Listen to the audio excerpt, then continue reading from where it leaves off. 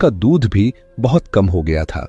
कभी कभी जितना दूध निकलता वो सब मिल बांट कर पीते थे, मगर सब भूखे रह जाते। तीसरी और सबसे बड़ी परेशानी, मेरी अपनी गोद का बच्चा भी दूध को तरस रहा था। दाहिने सीने में तो दूध बिल्कुल खत्म हो चुका था और बाएं सीने में थोड़ा बहुत जो दूध था वो इतना कम था कि मेरा बच्चा भूखा ही रह जाता था। इसके साथ ही मेरी अपनी तबीयत भी ठीक नहीं थी।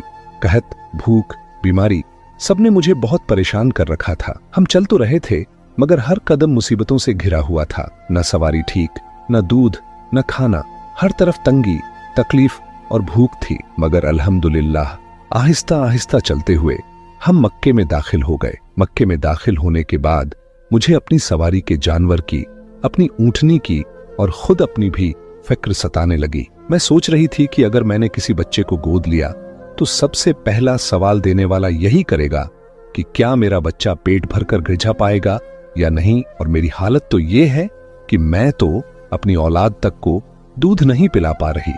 इस परेशानी ने मुझे इतना घेर लिया कि मैं दूसरी औरतों के साथ बच्चा लेने के लिए बाहर ही नहीं निकल सकी। पूरा कबीला मक्के में दाखिल हो चुका था और मुझे इत्तला मिली कि मक्के के अंदर जितने भी मालदार और साहिब हैसियत लोग थे उनके बच्चों को तो औरतें पहले ही गोद ले चुकी हैं और अब मुझ तक किसी बच्चे की बारी ही नहीं आ सकी। मैं बेहद परेशान थी कि आखिर क्या करूं कि उसी वक्त मेरे कानों में कुछ गुलामों की आवाजें पड़ीं जो मक्के की गलियों और बाजारों में ये आवाजें लगाते फिर रहे थे कि अगर कोई औरत अब तक बाकी है तो वो हजरत अब्दुल मुत्तलिब के घर पहुंच जाए। जनाबे हलीमा सादिया कहती हैं, यह सुनकर मैंने पूछा कि किस बच्चे की तलाश है। जवाब मिला, अब्दुल मुत्तलिब का पोता है लेकिन उसका बाप नहीं है, यतीम है, इसीलिए कोई औरत उसे लेने के लिए तैयार नहीं हो रही। सबका ख्याल यही है कि जब बाप नहीं रहा तो उसकी परवरिश से क्या हासिल होगा, क्योंकि जो हक एक बाप अदा करता है वो दादा शायद पूरी तरह न अदा कर सके। और इस डर से कि हमें पूरी उजरत शायद न मिले, औरतें पीछे हट गईं।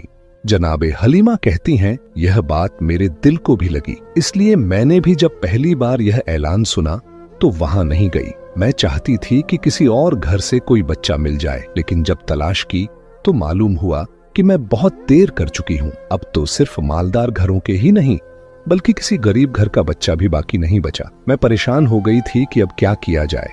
फिर मैंने सोचा, अगर अपनी ख्वाहिश के मुताबिक बच्चा नहीं मिला तो भी खाली हाथ लौटने से बेहतर है कि जो बच्चा मिल रहा है उसे ही ले चलूं। चुनांचे मैं हजरत अब्दुल मुत्तलिब के घर पहुंची। जाते ही सलाम किया।